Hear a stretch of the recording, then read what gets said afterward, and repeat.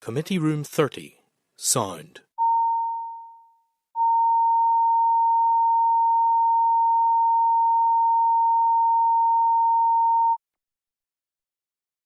Committee Room 30. Sound.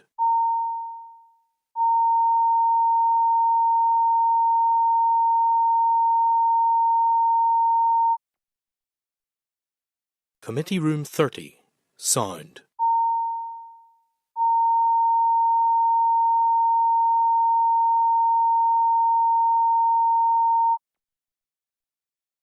Committee Room 30. Sound.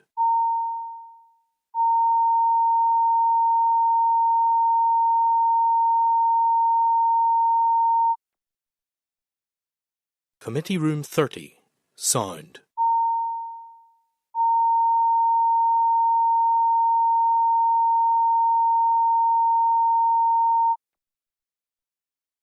Committee Room 30. Sound.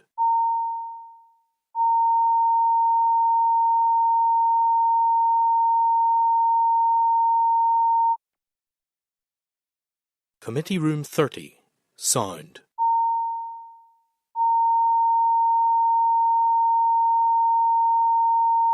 Sound. Committee Room 30. Sound.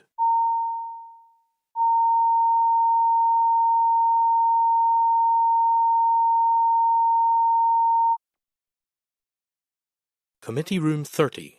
Sound.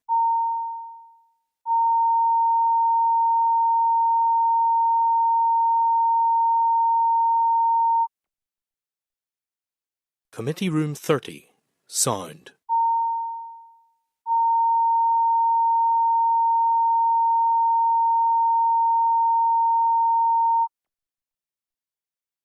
Committee Room 30. Sound.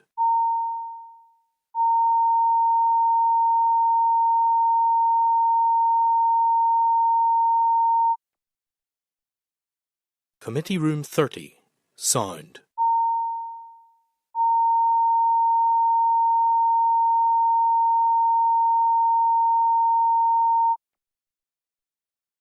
Committee Room 30. Sound.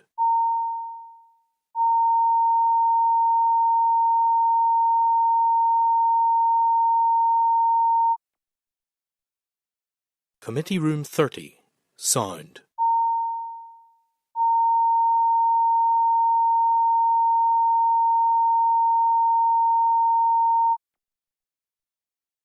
Committee Room 30. Sound.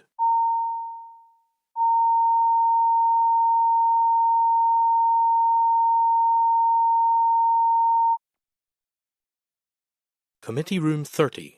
Sound.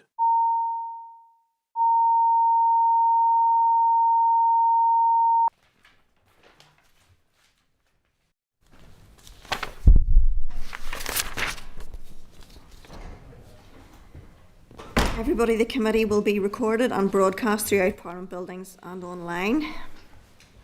We should all ensure that our devices are muted. And obviously, as ever, we're obliged to declare any financial or other relevant interests that may be perceived by anybody on the outside to influence our approach to matters under consideration. Does anybody have any issues that they wish to declare?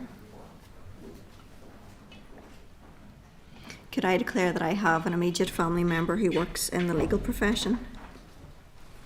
If there's anything else that occurs as we move through our business, please declare your interest at that point then. Agenda item 4 is the draft minutes of the meeting held on the 3rd of October. Those are at pages 27 to 32 of your pack. Are members content that those minutes are a true and accurate reflection of the proceedings of that meeting? Yep. Agreed, thank you. Then I'll sign them. Agenda item 5 is matters arising.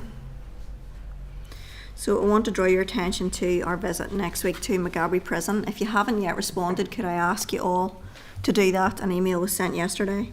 So it's important for planning purposes that if you intend to go to that visit, that you indicate that and confirm in advance. So the itinerary can be found at page 3 of the table pack, and that's an updated version that replaces page 34 of your meeting pack. There's also a proposed press release at pages 5 and 6 of your table pack. Can I seek your agreement to note the itinerary? Yep. And could I ask you to agree the publication of the press release after the committee visit, if you're content? Good. Thank you. So again, please reply to that email about the committee visit. Agenda item 6 is the Justice Bill extension of the committee stage. So committee stage of the Justice Bill commenced on the 2nd of October 2024, and the 30-day working period provided for understanding orders for completion is due to finish on the 19th of November. Standing orders provide that before the conclusion of the 30 working days, a motion may be tabled for debate in the Assembly by me as chairperson of the committee or the deputy chairperson on the committee's behalf to extend the period of the committee stage, and that motion has to specify a date to which the committee stage will be extended. So I'm going to remind you that whatever length of extension we agree, the committee can report earlier than that if it is ready to do so. So we've been given options in terms of the extension. There's potential for the 30th of January, there's potential for the end of March 2026, or indeed members could propose another date somewhere in between or somewhere ahead of that. So could I ask members if people would indicate their preference, please? Doug? My preference is that we take as much time as we can, that we go for the 27th of March. But if we're diligent and we do it and we can finish earlier, we can report earlier, then that's good. But I would go for the 27th of March. Okay. Does anybody else have anything they want to add on that? I think we can do that more effectively and efficiently, and I appreciate that the committee has been told that there are substantial responsibilities placed on us as a result of the recent High Court decision. But I think nevertheless, and from previous experience, I think it is practical to do this quicker. I think an area of concern is that a further bill from the Justice Department will be coming to us at the end of 2025, and that if we were to take Doug's date of March, we would then be having two bills running alongside each other for a prolonged period of time. I think that the earlier date in the timetable of January is more practical, and I think even though we have the constraints of the High Court judgment, the largest bill that the Justice Department has presented to this committee was processed in a period of 10 months. Does anybody else have anything they want to add to the discussion? Morris? Through you, Chair, I would be inclined to go for March as well, because it's important that when we do this bill, we do it right, we get it right, and that we ourselves don't end up being scrutinised for not doing it right. And as Doug says, if we get it done quicker, we get it done quicker. But I don't think we should put pressure on ourselves to get it done quick for the sake of getting it done quick. Anybody else want to comment, Deirdre? Sorry, I'm not sure who you had difficulties reconnecting again. But yeah, I would concur if we work to the March date, but obviously if we do it sooner, because this is the only opportunity that we have to set the date now, and on the back of the High Court judgment, making sure that the committee gives careful consideration. But of course, if we, can speed that up, then at least we're giving ourselves the flexibility to do that, but also giving ourselves the flexibility that if we need more time to do the proper scrutiny, that we're doing that as well. So I would concur and agree with the March 26th period. Does anybody else have anything they wish to add on this?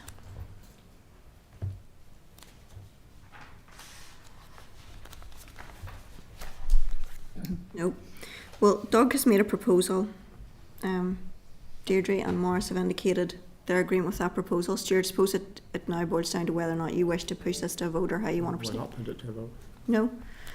So, on the basis that the majority of members appear to be saying they would like the extension until the 27th of March, can I then seek agreement for the following motion to be lodged?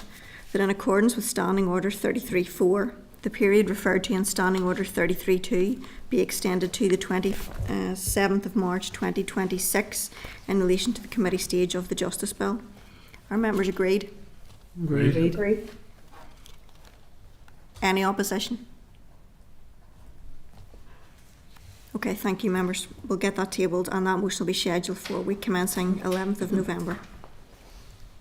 Agenda item 7 is mental health and the criminal justice system, and we are going to have oral evidence from Cardiff University School of Medicine. I'd refer members to pages 36 to 43 of the relevant meeting pack and pages 8 to 10 of the table pack for the relevant papers. Members, we have Professor Andrew Forrester from Cardiff University. Hello, Andrew. Hello, nice to see you. You too, thank you. It's good that you can see and hear us.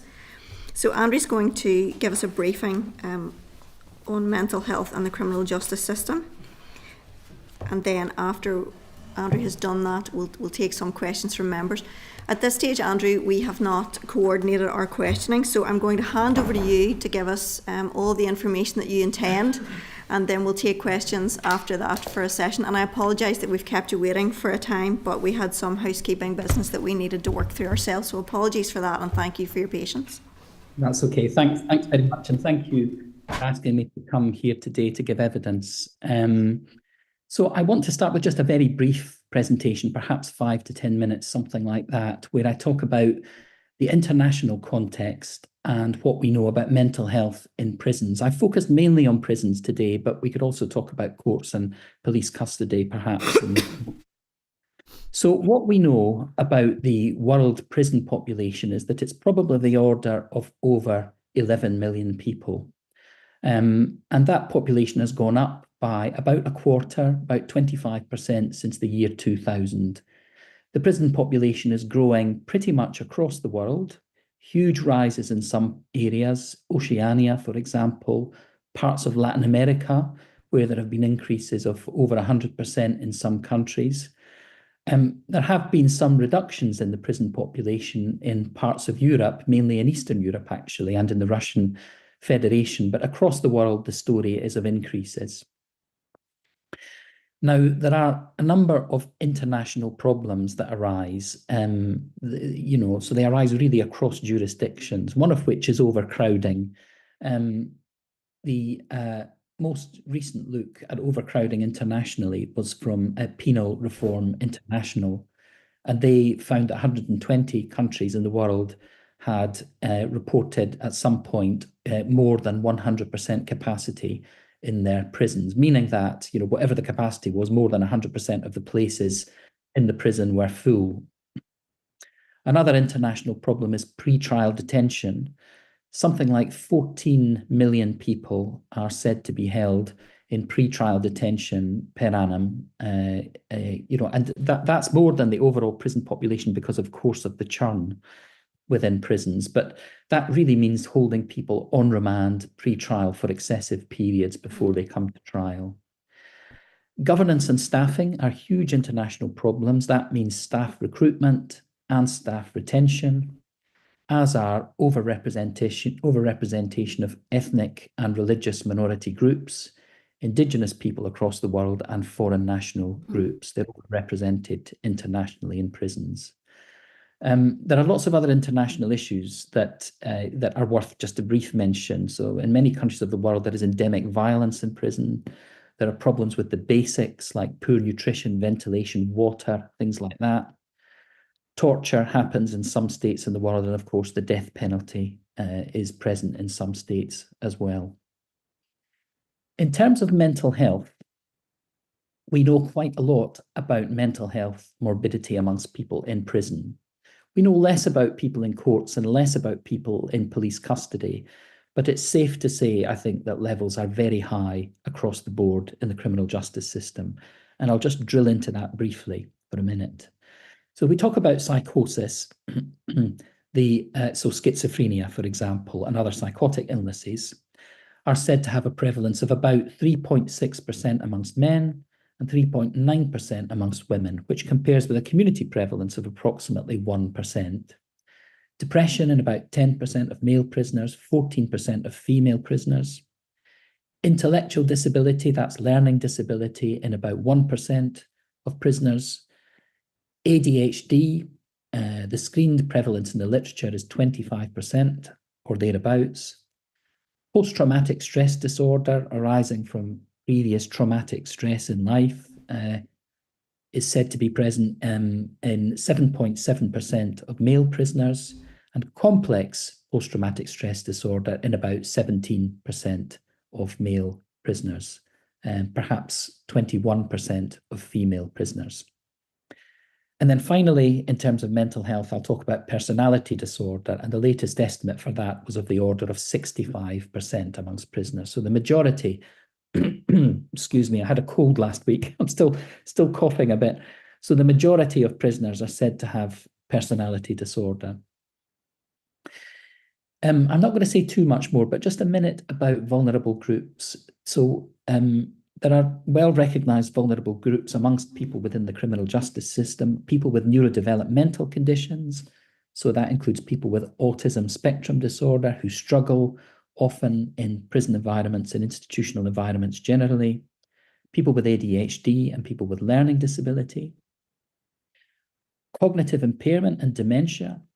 Cognitive impairment said to be present in perhaps 8% of prisoners. Dementia in maybe something like 2 to 3%. We're not entirely sure, but they're the sort of figures that are likely. Brain injury is another one. Something like 60% of prisoners report a history of brain injury, and of them, up to 17% have got a history of moderate to severe brain injury. We know that in terms of vulnerable groups, foreign national prisoners tend to under-access mental health services in prisons. That's probably because of a language barrier. It's also probably because of mistrust of the state in which they're imprisoned. And then finally, across the world, Indigenous people are overrepresented. So there's Indigenous people are overrepresented in terms of mental health, substance misuse, and alcohol misuse. The last thing I'm going to say really is that in terms of putting services together in prisons, there has been an international consensus around about following the principle of equivalence. And what that means is that if services exist in the community, then it's thought that they should be existing in prisons in the same way. In other words, prisoners are entitled to the same range and quality of services as they would have if they were in the community. It's important to say that's sometimes misunderstood as if they were in hospital, but that's not the test of equivalence. It's, are they receiving the same as they would if they were in the community? And I think I'll stop at that point, maybe, and see what questions you have. Andrew, thank you very much. That's really interesting thus far, and I'm looking forward to pursuing the discussion. Does anybody have any questions initially? Andrew, thank you. Doug Beattie. It's a question you might not be able to answer, Andrew, but when you're looking at the prisoners and mental health, have you looked at the effect that has on those staff who have been employed to look after them, who are not trained necessarily in that mental health role? I mean, certainly if we look at prison officers here in Northern Ireland who aren't trained but have a high prevalence of inmates who have mental health issues, do we know what the effect that has on the prison staff? So there's a limited about this, but we do know some things. We know that it's incredibly difficult to deal with people when you feel out of your depth and you feel you don't have the expertise to manage it. We know that people can be, over time, traumatized by it. And we know that there tends to be an institutional response to mental health. I mean, the bottom line is that really, we're expecting prison staff to do a job that they're not trained to do, because prisons are increasingly full of people with mental health conditions.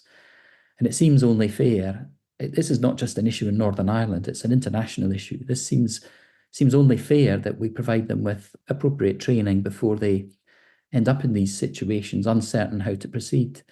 So I think it's an issue. I think people are doing their best in difficult circumstances often. And I think that people are sometimes very traumatized by what they're finding and not sure how to manage it. And then can that have an effect, a knock-on effect into the prison staff's own mental health?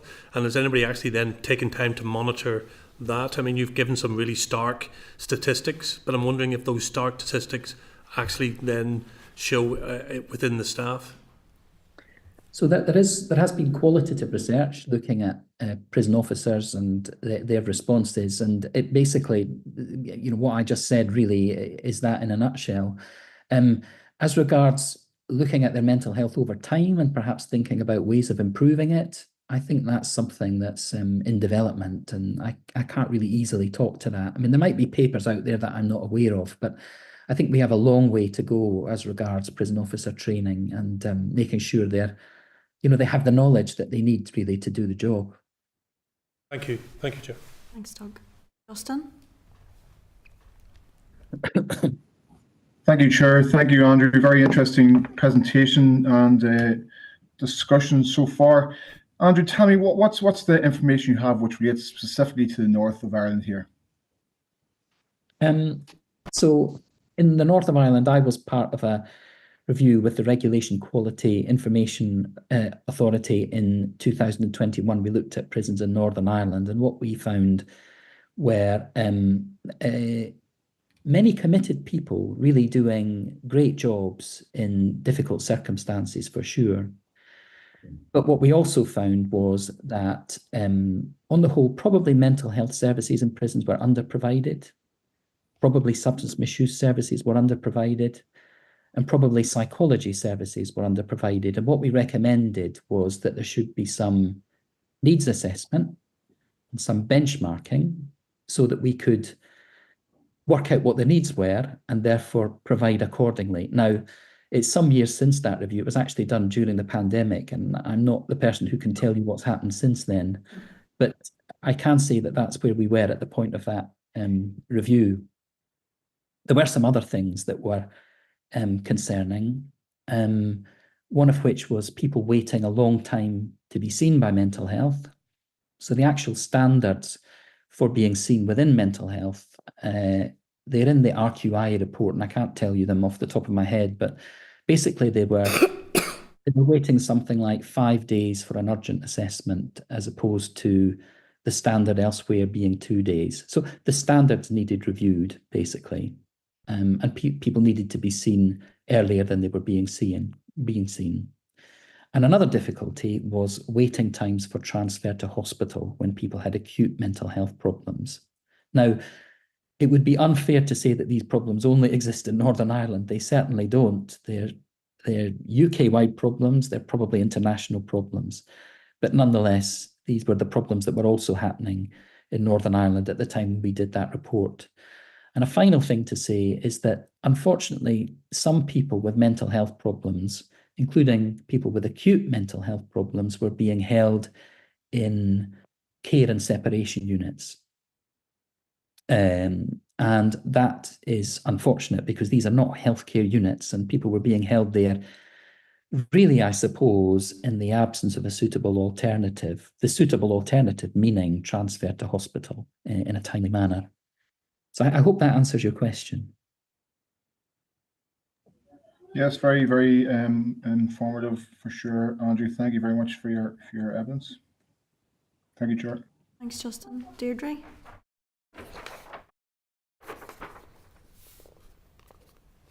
Yeah, no, thanks very much, Andrew. And I suppose you might have answered it in part there, but it was just the issue around the overrepresentation of groups within prison systems globally, and obviously that's also reflective of here as well, throughout the justice system more broadly. And I'm just wondering to see if there's any best practice in terms of how you try and prevent some of that and tackle it at the front end rather than dealing with it when people get to prison, in terms of lensing the work, around intervention and prevention, whether you're working class, minority ethnic, or other groupings as well, in terms of those that are overrepresented in the system. And the other concern we've had obviously a number of deaths that have been investigated. There's been coroner's inquiries in terms of people with vulnerabilities, with addiction issues, maybe mental health conditions that they're dealing with as well. Obviously, the department are saying a person-centred delivery model has now been established over the last number of years, but it was that issue of a bespoke needs assessment. Again, is there best practice around what that needs assessment would or should include in terms of that bespoke model around each individual prisoner? Okay, thanks. Thank you very much. So to try and answer that, thinking about prevention and thinking about what might happen upstream, there are some models that are useful to look at. So if we think about the point before people come into police custody, other jurisdictions have liaison and diversion services. In the States, they have mental health court models. And these models are meant really to divert people away from custody. So people who might be vulnerable or might have mental health conditions and perhaps they have low-level crimes, then the idea is that these services are in place to divert people away. Whether they do as they're meant to do is an open question. The literature's not clear on that, although the mental health court model in the States has got a robust evidence base, but the liaison and diversion model has less of a robust evidence base around about diversion. And to be clear, what I mean by diversion is diverting people away to hospital care if they need it, or diverting people away to community sentences, for example, if they need it, with some kind of mental health treatment involved in that if they require it. Going a bit earlier in the sort of criminal justice pathway, if we can call it that, into police custody, there are also liaison and diversion models there. So in other words, identifying people, trying to screen them in police custody. I mean, there's good evidence for the effectiveness of screening in police custody as early as possible when people come into the criminal justice system. But, you know, uptake of screening, and this is an international issue. I mean, it's uptake of proper clinical screening has been poor UK-wide, and it's a work in progress, I think, to get that to happen. There's a group in Newcastle that have been working on that for some time and continue to advocate for proper health screening in police custody. Before that, there is also street triage. So that's a way in which police sometimes come together with healthcare workers. So community psychiatric nurses, for example, sometimes psychiatrists, maybe GPs, to intervene before people even get to police custody. And that's a model that's been trialled. Again, some arguments that it's useful, some arguments against it, and all of that, but nonetheless, it's a model that's there. I mean, to answer your wider question about prevention and vulnerable groups, these are questions not really for psychiatry, they're questions for society. And, you know, what sort of things promote good mental health? Well, the lack of poverty, you know, education, inclusion in society, you know, not homelessness, you know, avoidance of drug use. So that's a really wide question that's probably beyond my remit to answer here today, and it goes to the nature of the society that we have, I think, and how that's put together. But perhaps there are ways of including, you know, so-called vulnerable and marginalized groups earlier in sort of developmental and you know, preventive pieces of work. I think there's an argument for research in that area, you know, trialing specific, you know, methods, for example, to see what might be useful. You had another question. Just on that, but would you say poverty is a key driver then? That would be in terms of across a number of those underrepresented? For sure. Poverty is a key driver of poor mental health. Absolutely. And then to answer your final question, I think, which was about the, you know, how do we do an assessment of need? What should be included in that? Well, there are a number of ways of doing that. So there are sort of well-established methods for doing that in other parts of the UK. You know, or there are research methods that can be used as well. So there are ways of using research diagnostic instruments to look at the prevalence of mental health conditions. You know, so one might be useful for thinking about and planning services if you want to do it in a service planning and delivery sort of way. Perhaps if you're thinking about the sort of money that should be available for services and what that should look like. But the sort of prevalence data that I presented to you earlier, so I spoke about 3.6% psychosis in men, for example, nearly 17% of complex PTSD amongst male prisoners. Those figures all come from research prevalence studies. So if you want to know the answer, in the best way that we can know it, the answer is you have to look at people and you have to do prevalence studies like that to understand the percentages. What I would say, though, is there's a lot of crossover diagnostically. So an individual prisoner might not have just one condition.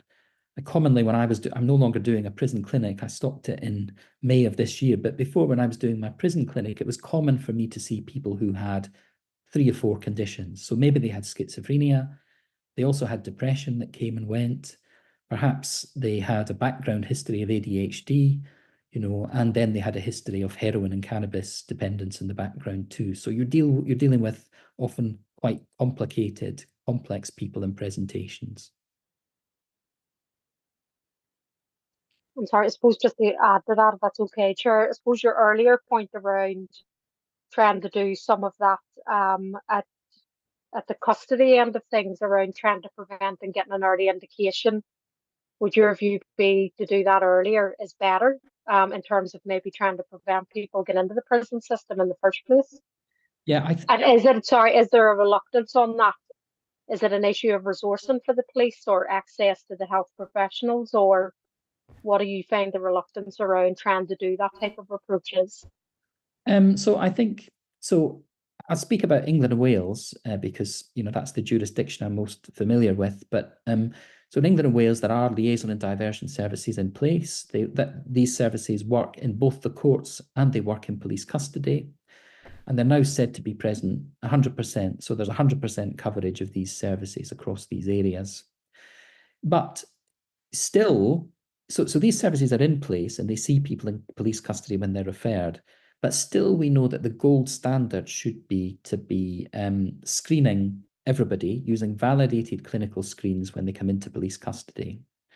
And the reason we should be doing that is because a lot of people who come into police custody have very serious physical health and mental health conditions, diabetes, asthma, epilepsy. They may be alcohol dependent, which, if not treated correctly, can have a mortality of up to 5%, even more. So they're very serious conditions that people are coming in with that really need to be identified. You asked me the question, why have these clinical screens not been put in place? I don't think I can answer that question. I think that it's been a work in progress for years, really. It's still not quite as it should, well, it's not as it should be, given what the research tells us. But here we are years later and we're still not doing the screening as probably we should. I think it's probably a mixture of trying to coordinate things nationally. I think it's about the research evidence being widely known. I think it's partly something to do with computerized systems and, actually like real practical issues about how you do it. But, that's not, none of these are excuses for doing what we should be doing, really. Thank you. Thank you, Deirdre. Morris. Thank you, Chair. Thank you, Andrew, for your presentation. Andrew, you said you deal mainly with situations in England and Wales, but here in Northern Ireland we have a gross shortage of social housing. How do you think it impacts upon reoffending when prisoners are released and they actually have nowhere to go to, and they end up maybe getting back into the situation that led them to go to prison in the first place? I think it's hugely problematic. I think that period when people come out of prison is a very high risk period. So we know that there is an excess of morbidity, mental health, physical health morbidity. We know there's an excess of death in that period when people come out of prison. And all of that is contributed to by, lack of access to services, mental health, physical health services, and so on. And of course, if you've not got anywhere to live, then it makes sense that that's a huge factor bringing to bear on all of this. I think it's enormously important for people's stability and likely their onward mental health to have a place to go when they come out of prison. Thank you, Chair. Thank Very you, important. Thank you, Andrew, for your presentation. Just two questions.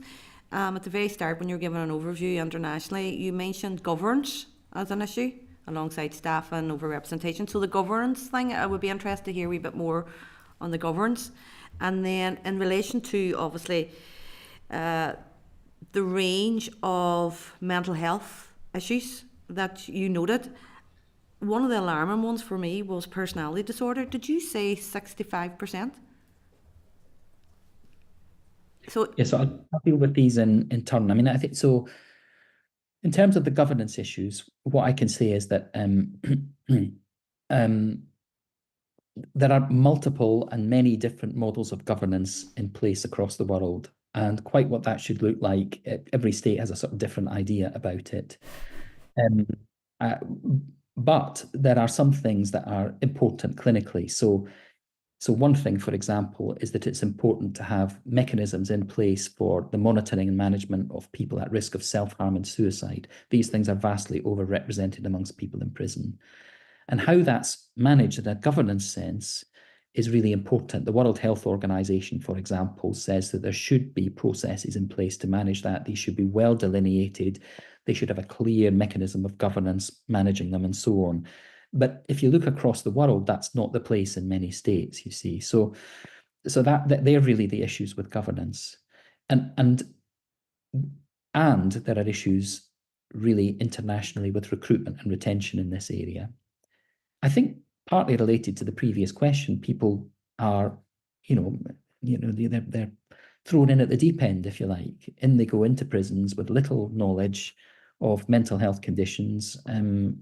Prison staff, many of them highly capable, working in very difficult circumstances, doing difficult jobs, but probably need more mental health training. And I think that has a bearing on recruitment and retention, actually. Your second question was about PD, personality disorder. Yes, I did say 65%. I mean, it is astounding. It's an astounding figure. I mean, of course, that's the literature screened prevalence. So if you do screens on people, that's what comes out. Whether that's the same as a clinical diagnosis is a different matter. But nonetheless, there's a broad understanding that, the majority of prisoners have personality disorder. I just come back on one, and it's particularly around the governance issue. And obviously, as Doug had mentioned, the difficulties that prison officers will have to trying to cope with the range of mental health issues that they have to deal with on a day-to-day basis. On that, has there been any research done in relation to more, because of the circumstances and the difficulty to manage it within, that the prison is actually exasperated the mental health of prisoners? Is there research available on that? Yes, so the research, it actually shows different things. There's some research which shows that people come into prison custody and they're in prison for an initial period. Their mental health is all over the place at the beginning, but then in time it starts to stabilize. If you look at a cohort, what you see is that the mental health actually tends to improve over time in prison. That may be about treatment for drugs. It may be about treatment for alcohol dependence, for example. It may be about restabilizing on medication that people have not been taking in the community. And it may, in some occasions, be about actually seeing a psychiatrist when you get into prison in a way that it's difficult to see in the community. I mean, that's not how it should be, but nonetheless, I'm afraid that's sometimes how it is. But my clinical experience, and there's literature that tells you this too, is that prison can also harm mental health in many ways. So, for example, prison violence, prison bullying, which is endemic, the use of drugs in prison, drug use is endemic in prisons.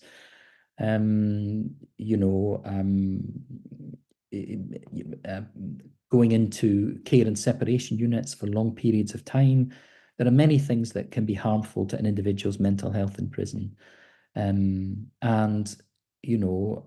rates of self-harm and rates of suicide are higher in prison than they are in the community, of course. So all of these things are important.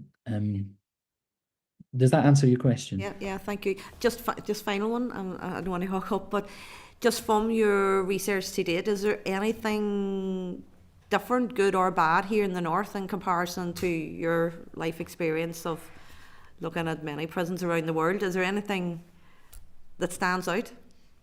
I think there were really good examples of people doing great work, and I think there were really committed people. So, for example, doing things like the SPAR Evo system, looking at self-harm and suicide. So I thought that was excellent, really. The other thing that stood out to me was that people were mostly in contact with each other and, trying to learn things from each other. I mean, clinicians on the ground, and I thought that was really great. There were many difficulties too, but they were some of the strengths, I thought. Thank you. Stuart? Thank you.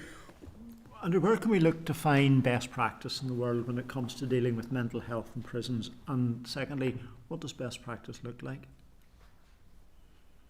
Good question. So I don't think we entirely know the answer to that question, if I'm being honest. We know some of it. Best practice probably at the moment.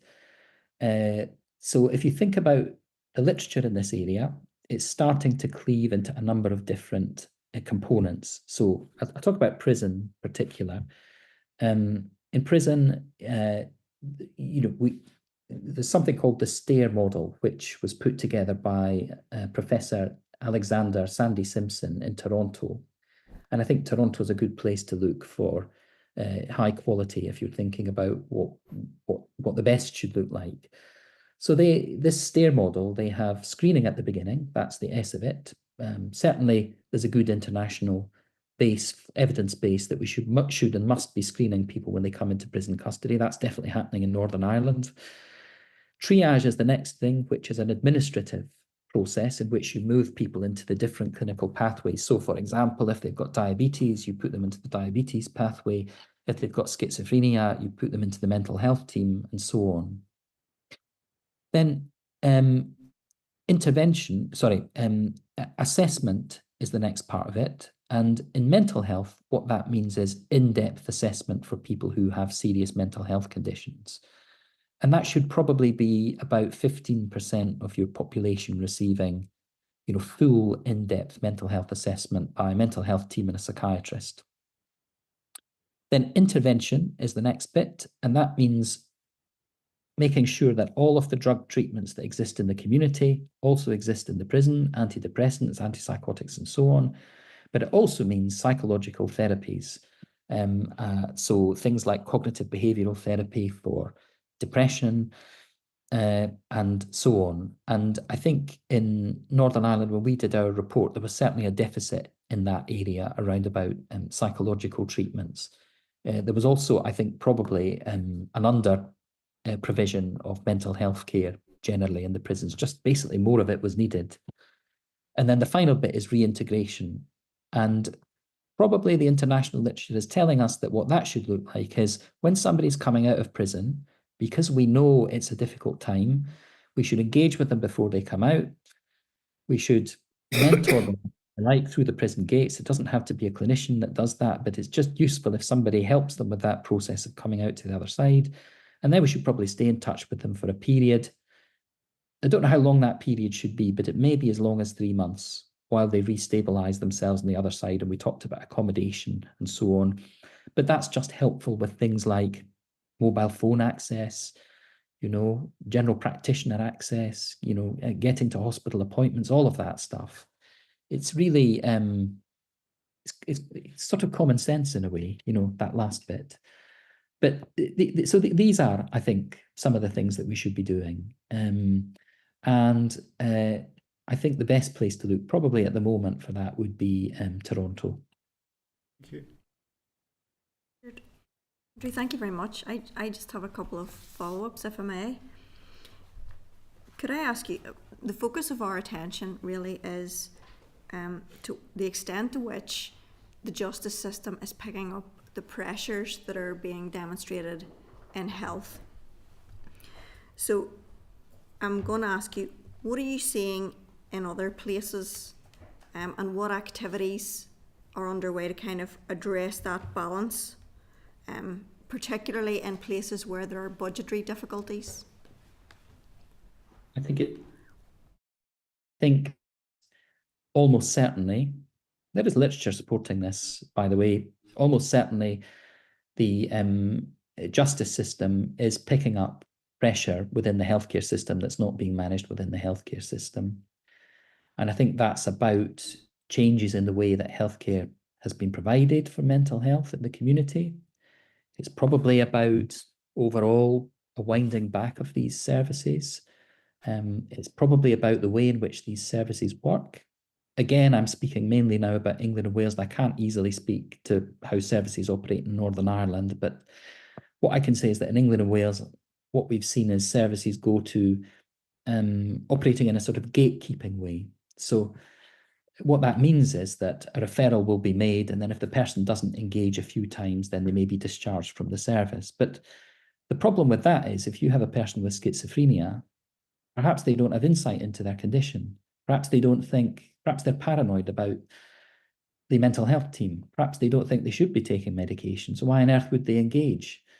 And of course, the response to receiving a referral, then writing to them twice or phoning them once and then discharging them does nothing at all.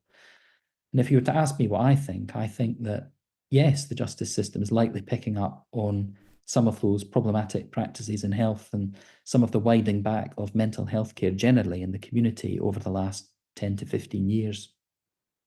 And have you seen examples where that has been addressed in circumstances where there's budgetary pressure? Have you seen other examples? I can't easily say that I have. I think there's a process of discussing about that. I think we're going through a process of understanding what that should look like. I mean internationally at the moment, because it's not an easy question to answer. I mean, how do you provide mental health care without the budget to provide it? I don't know the answer to that. That's fair enough. I think maybe you need the budget. Work a miracle. There's a work in progress. Maybe others can answer that question, but it's not obvious to me how you do it. I mean, there might be other models, I don't know, telephone access or something, or sort of remote care provision, things like that. I mean, there are ways of thinking about, for example, models like street triage that have been helpful. But the problem with these things is that they tend to be research-funded models, and then often what happens is that maybe the research shows some things work and then other things don't work. But then when it comes to the end of a period of research, there's no funding to take forward. And that becomes a problem then. So if to ask me what I think there's no substitute for just funding mental health services properly. No, that's helpful, thank you. In relation to Doug's question around training for prison officers, you had made mention of other countries and the types of training that prison officers are afforded. Could you give us some examples of what that might be, please? Yes, so I'll talk specifically about Norway. So in Norway, prison officers do a degree program, and they come out at the end of it after, I don't know how many years, it's either 3 or 4 years, but they do 3 or 4 years of sort of theory and training, and then they come out into the job as prison officers. So that's a whole different ballgame as regards sort of level of training before you get into the job. I can't tell you, I don't know how long training for prison officers is in Northern Ireland, but I do know that in many jurisdictions it's a matter of weeks. I think we, I did speak with the College of Policing in England a while back, and they were saying that in terms of mental health training, what they get is just a matter of days, sort of 1 or 2 days within the overall training that they do. And I think there's definitely a need for more of that. What I would say though is that, perhaps the way of thinking about it is wrong. It perhaps doesn't need to all be done at the beginning. People can be in post and then have periods where they're released for further training. So maybe you could have a week a year or something like that where you're released for training and do it that way. There's other ways of thinking about it, perhaps. Yeah, do it as CPD, essentially. Yeah, exactly. Follow up just on Ciara's issue around personality disorder. There are issues in Northern Ireland, you'll be aware, because personality disorder is not recognised here. In what ways do you consider things could be different here if PD were to be recognised? You mean not recognised under mental health legislation? Is that what you mean? Yes.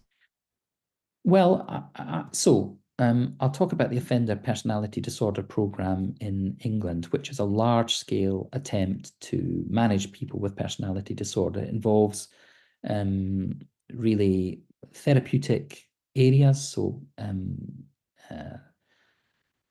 psychologically informed environments in prisons and in the community, in sort of probation hostels and so on. And there are some hospital wards as well where people can be detained. I think there's 2 or 3 in England, something like that. There aren't any in Wales. And so people have a range of interventions available to them.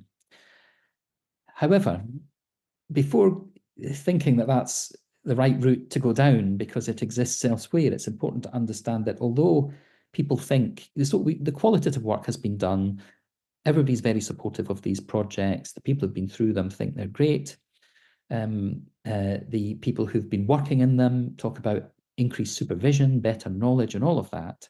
However, if we look at the quantitative work done so far, so does it prevent reoffending behaviour, does it prevent violence, then there isn't an effect that's demonstrable.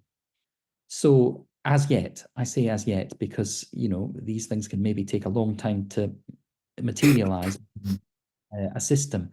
But it's tempting to think that these things are obvious solutions, and of course they work. But then when you put them under the microscope, do they actually work? And I think the jury is out really as to whether the Offender Personality Disorder Programme actually works or doesn't work. If you look closely at levels of violence, for example, there is actually a small uptick, non-significant, but a small uptick in violence amongst the treated group. So there is an argument against, really, the programme that needs to be considered as well. There is an argument about people with personality disorder going into hospital in some situations, and there are hospital units in England that operate in that way.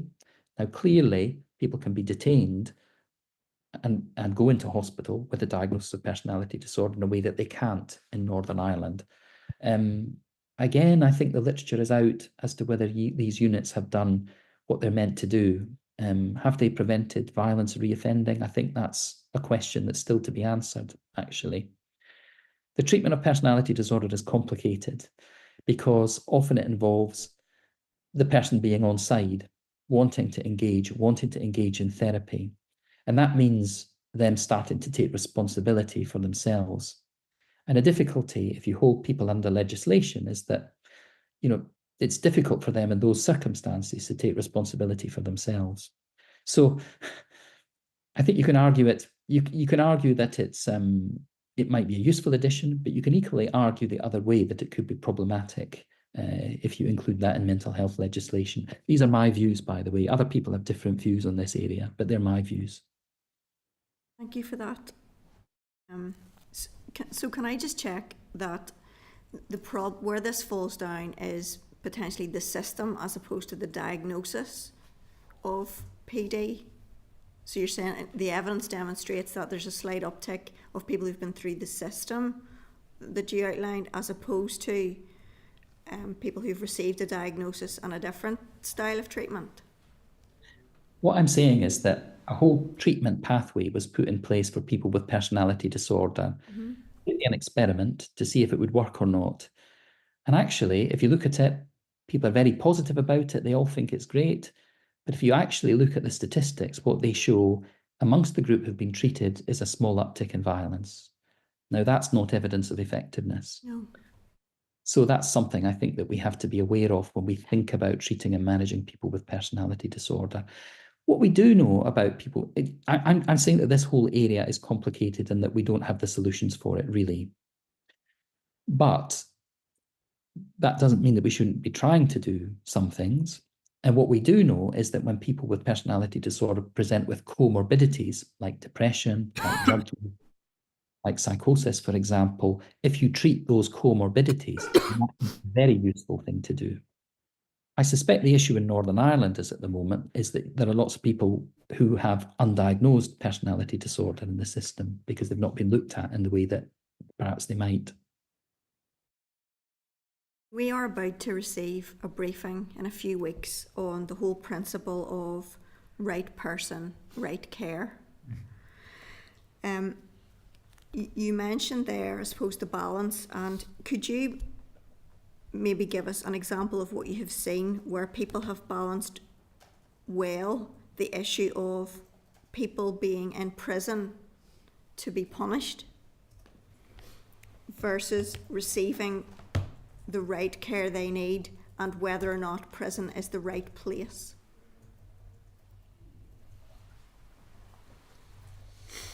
Not an easy question to answer because these struggles exist in every state all the time. The essential question that you're dealing with is how do you punish and treat at the same time? And these are difficult things to do. I suppose that,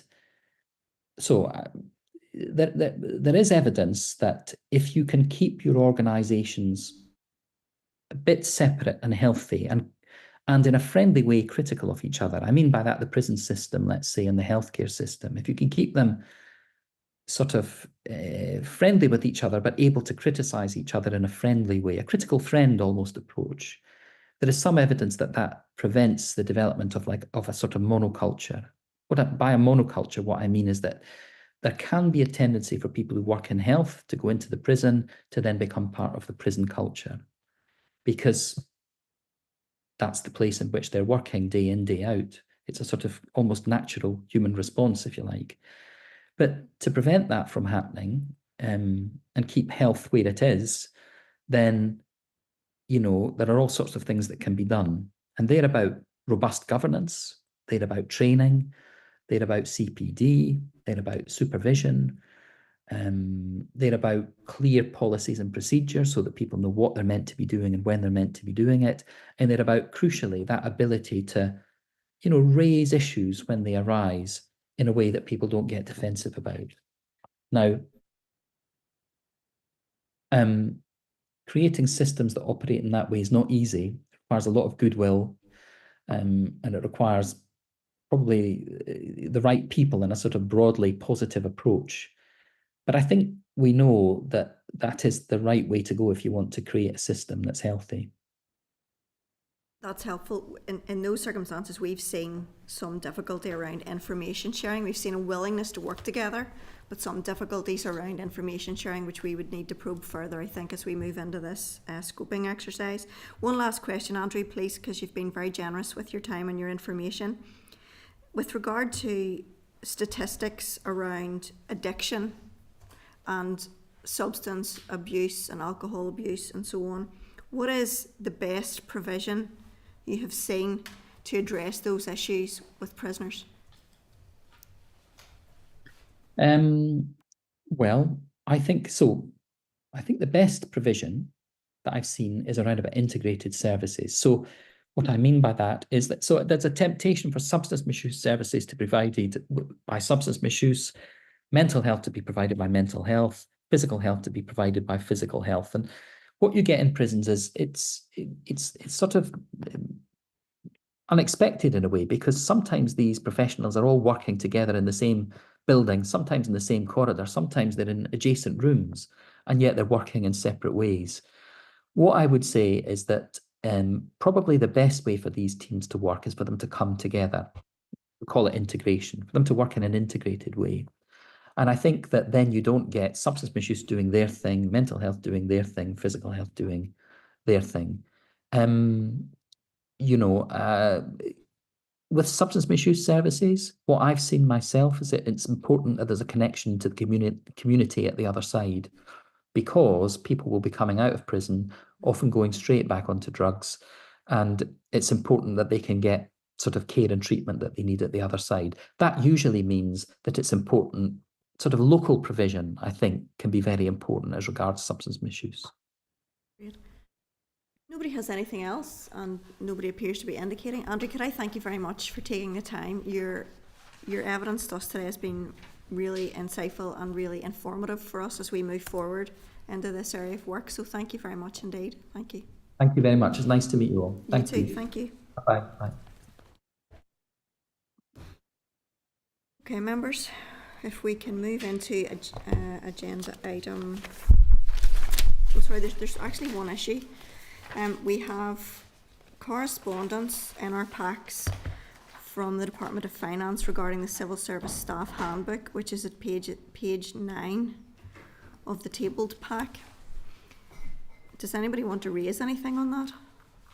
Sure, if I can. Yes, It doesn't answer the question because it talks about the policy of injury, disease and assault, and the question we asked was, about sick absence for psychological injury, and it still clearly states injury, disease and assault. Yes, and then refers to treatment with the police. I think there's a specific question in here, Doug, around PTSD, which seems to be quite prevalent amongst prison officers, and how that is addressed through the Civil Service Handbook. It actually comes from a female prison officer who went on the sick because she felt she had anxiety because of a prisoner's approaches to her all the time, and it wasn't approaches that were criminal, but it created anxiety. So she went on the sick, and she applied for a sick absence, and they turned around and quoted that term that I've just said, injury, disease and assault, and because it was psychological anxiety, it didn't fall into that, and they said no to it. So that's the problem. So how do you want to handle this? Well, I think the question is to ask them, will they look at that particular phrase, and will they look at ensuring that psychological injury is also inserted into that? Can we include PTSD in that, please? Or PTSD or any psychological injury, anxiety even. Yep. Thank you. Members, the other thing to note is we've got correspondence in our packs with regard to release of prisoners on Fridays. There's an indication here that people would be and are being released on Friday, but I'm not clear that that's the evidence that we heard from the prison service. So can we, it may be that those are the regulations, but the prison service is implementing something in a bid to try and alleviate a problem. Yeah. Can we just, could I seek your agreement to just clarify that with the prison service? Yep. Thank you. Because it may be helpful as we proceed. It may be something that we need to look at in terms of amendments. And putting that on a statutory footing. Everybody, welcome. And thank you so much for your patience. We've been moving through some difficult and interesting issues, so thank you for bearing with us in that regard.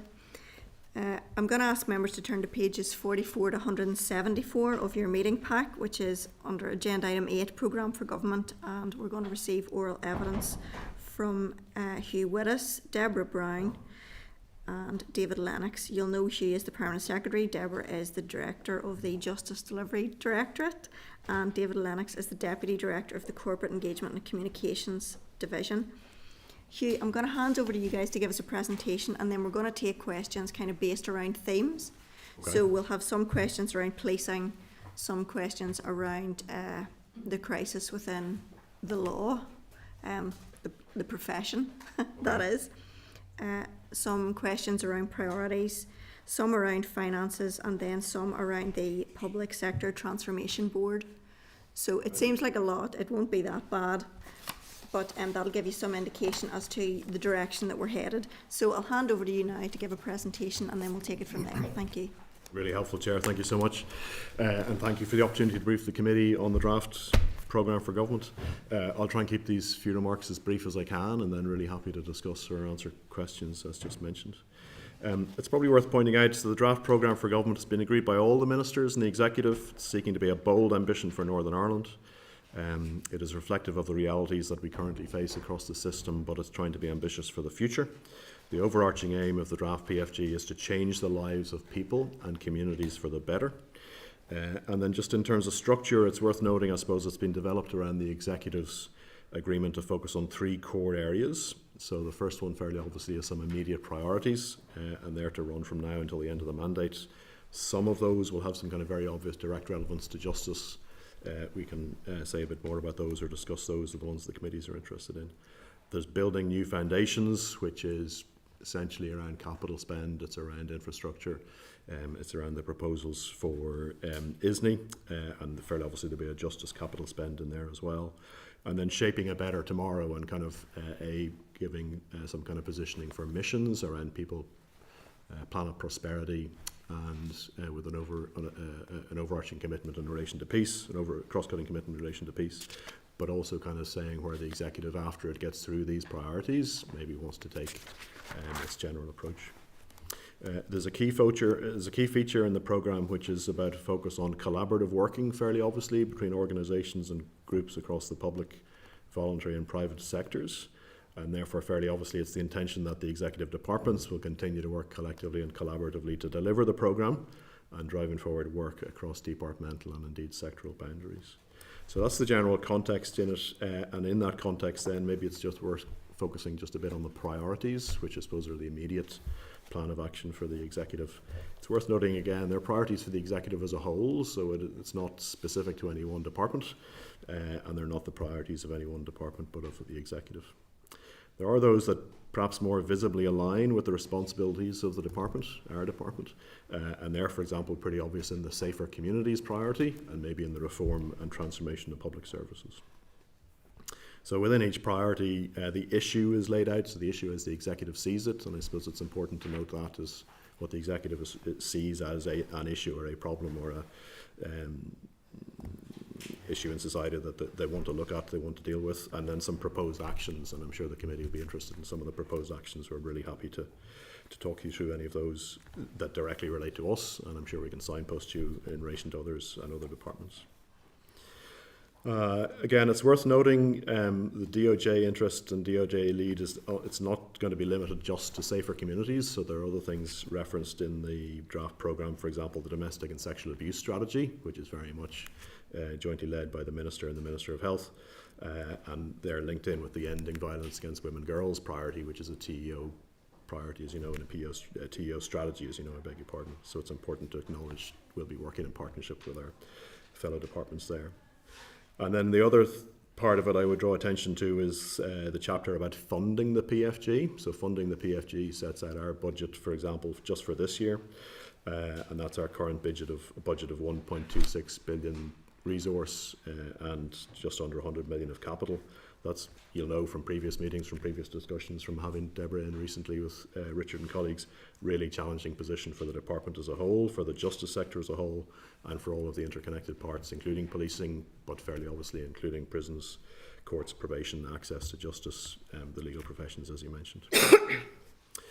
So in that context, it's worth noting the draft PFG has said that the executive's ability to deliver on this is dependent on funding and depending on the availability of funds. And also, of course, the budget process is intended to do some alignment with the priorities as well. So they will be, the budget will help prioritise commitments made in the final PFG. So the department's really ambitious to deliver better public services for the people of Northern Ireland, but it's worth noting that issue about financial resources. The committee will know the Minister and the department have been pushing very hard for greater resources for the justice sector as a whole, and that will continue.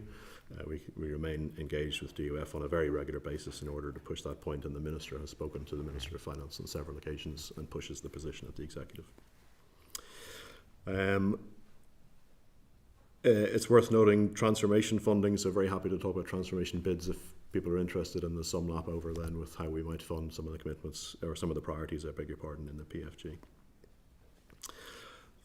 We're already seeking to deliver change where possible, so it's worth noting that while the PFG provides a helpful framework for areas to be prioritised, we're already engaged on some of these things, so the Speeding Up Justice programme is underway to a certain degree. Domestic and sexual abuse strategy, as you'll notice, has already been launched. There may be some issues in the PFG that people think aren't there, and we're really happy to reflect those back to TEO, or the committee can do it itself and so on. So if there are specific policy areas or issues or other proposed actions, we're really happy to take those into account. It's understandable, it's a big task, it's a big programme for the whole government and so on. So if there are things that the committee or others feel are missing, we're really happy to take those. It's understandable given the challenges that everybody's facing across the system. The consultation is intended for that. And alongside the PFG, I suppose it's worth noting we have our annual business plans. So I know we're coming back to the committee, I think, in a couple of weeks in relation to business plans. It's worth remembering we kept our business plan in draft pending finalisation of the PFG, so we could see where the general direction was going. And we're already giving some early consideration to our next corporate plan, because the corporate plan for the department runs out at the end of this financial year. But we're looking, David and I have already had a discussion about whether we need to amend our draft business plan for the department to incorporate some of the priorities that are in the PFG. And that may link into how TEO and the executive as a whole is going to monitor deliver of PFG. That's really it in terms of what I was going to say. I suppose just a reminder, the consultation is open to 4th of November, so both the committee itself, but of course fairly obviously any other engagements you have with people outside, do encourage people to participate and let us or let TEO have views about the draft PFG. Thank you very much. I'm going to move first of all to questions around policing. Yes, and I know that Doug has some questions in this area. If I can, look, the budget came before the PFG, and therefore it was never aligned to the outcomes that you wanted. It's a bit of reverse engineering in some ways here. But can I ask that when you got the budget and before the PFG came to you, did you speak to the Police Service of Northern Ireland to tell them what their likely budget was going to be? And what was their response, if you did? So we speak with PSNI all the time. So PSNI is our largest partner inside the justice sector in terms of spending money. It's not really a surprise we discuss these things with them all the time. When the initial, there's an existing process. So executive knows, broadly speaking, from DUF what is available in any given year. It puts together a paper, a minister brings paper to executive approves, etc. So, and in the formation of that, DUF comes out to us and asks us what the department needs, what the department is bidding for, etc. So in that process, we talk to PSNI, we talk to Probation Board, we look at legal services, we look at demand running across the system as a whole, we try and identify what prisons needs, etc. And all of that informs the general information, which then goes to DOF, and Minister will bring a paper to the executive. So the answer is yes. It can never be precise because we can't tell everybody what you're going to get. Nobody will know what you're going to get until the executive has decided what the broad split is going to be, for example, between the different departments, between health, education, PPS, other parts of the system which don't have a minister, etc. And then that flows to the department. Yeah, and I guess the point I'm making is you knew the broad split of what that was going to be, and what you then took to the police. But what I'm really interested in is what the police then said to you. Did the police say, look, what you're proposing coming to us just is not workable? I mean, I'm trying to get a sense of what their view of this was. And look, I'm not going down the line to what came next, but I'm trying to get an understanding of how we got to where we are, where the police are saying, I now have a budget which is completely unsustainable. Did they say that before the budget was agreed? Did they get given that beforehand? We go out and we ask everybody about what your pressures are. And the PSNI were identifying what they needed to fund, and therefore above baseline it was a certain amount. Across the department above baseline is a certain amount. We report all that back into DUF. So the original police pressure, I think at the start of the year, was around 85, was that correct? So the police were telling us at that stage, this is what we need, and then in terms of what actually came to us and was available to allocate to the police was 85 short of what they said they needed. So that was very clear to us and PSNI at that stage. But again, that was all reported in the sense back through the minister, and the minister telling the executive, I need you as the executive to agree that you will fund the justice sector to a certain degree, and this is my ask.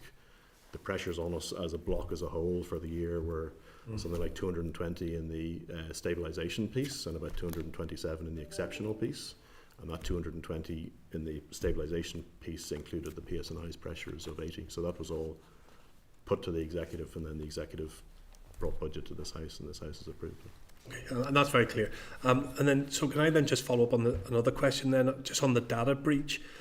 What contingency planning is in place at the minute, or are we working on for the possible data breach cost of, £225 million for the PSNI? I mean, where are we looking at this from now? We've worked really closely with PSNI from the get-go on this, and we've done everything we can to support them in terms of protecting people and providing safety for those whose names and information was released, etc. But there will inevitably be a cost to it. PSNI has admitted liability in relation to it.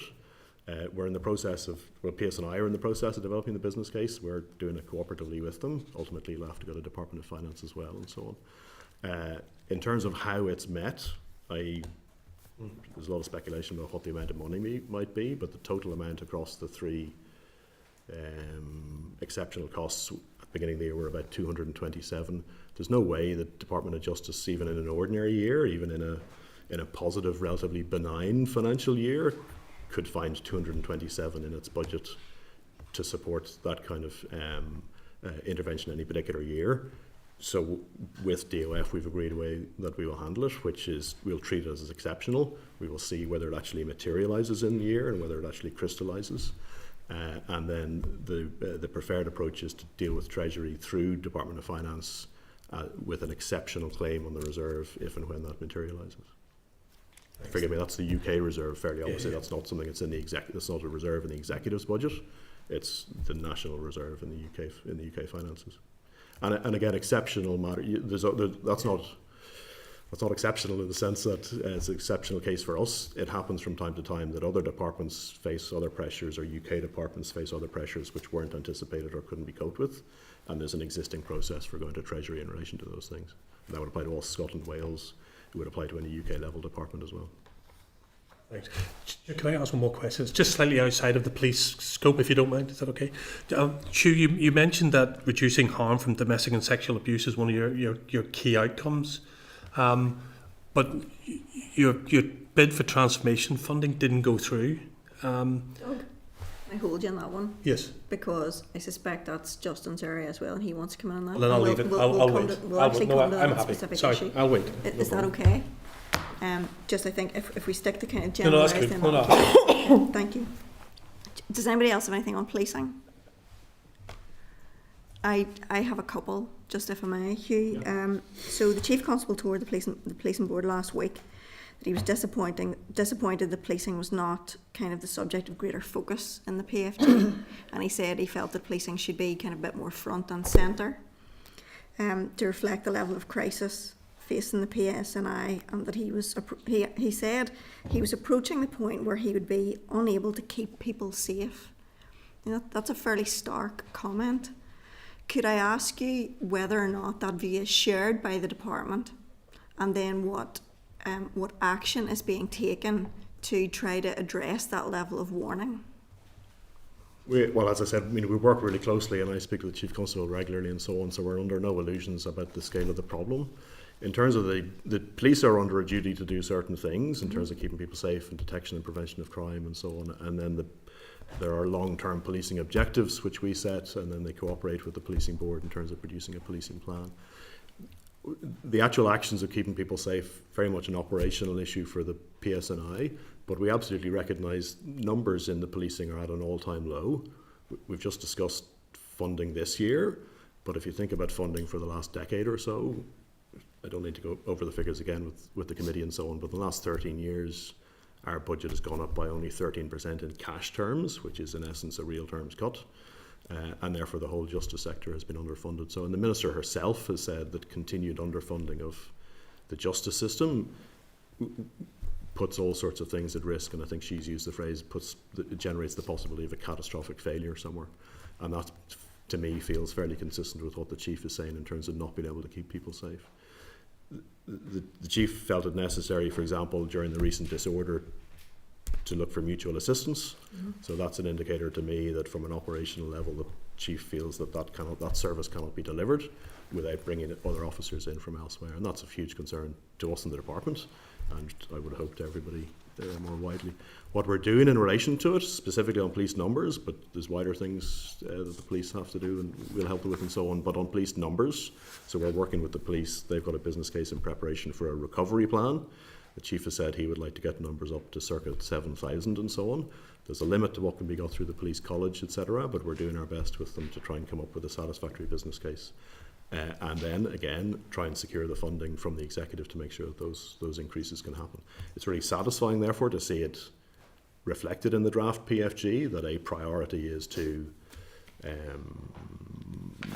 see, I can't remember the exact phrase, but see sufficient numbers in line with NDNA, and also then referencing the other parts of the system which go around it, because the whole system has to work as a unit, not just kind of create one bit which can go off in one direction and leave the others to degenerate. It's like you read my mind when you moved on to police numbers. And that's fine. And I hear what you've said about the executive commitment. However, there has been a commitment to 7,500 officers for a number of years now, and the money hasn't followed. So my next question to you then is,